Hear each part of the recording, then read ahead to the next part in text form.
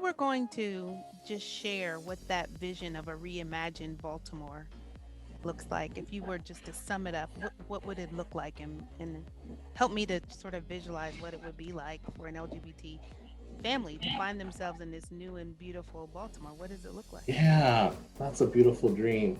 The first word that came to my mind is like agree. We all have to agree on what happened. I think that, my upbringing in the suburbs really shaped my view of how so much was kept from me. So much of my history was kept from me. Mm, I was taught that racism was slavery and water fountains. And those two things are done. So racism is over. it's over, yeah. Right. And, systemic racism was not a phrase that I didn't hear about until I was like 25. In Baltimore, you have this mishmash of people who are survivors of a system. And then you have all of these like people who don't believe the system is a thing. So in order for us to move together in Baltimore, we all have to agree of what happened, right? Agree on our history. Once we can agree, what does that look like?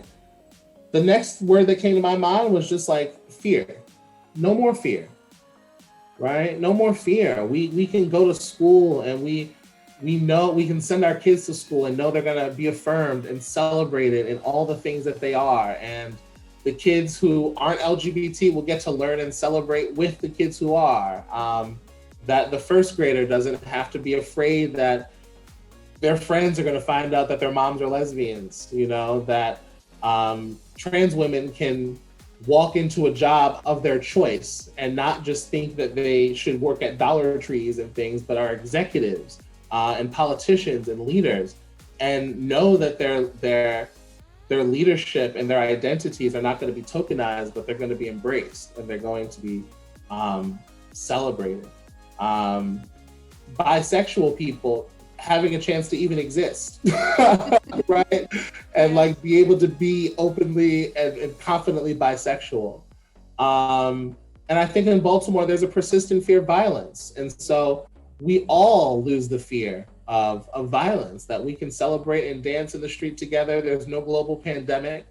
And we can embrace what makes us Baltimoreans, what makes us awesome, what makes us resilient, the story that we're able to tell. And so those are the agree and fear were the two things that came to my mind.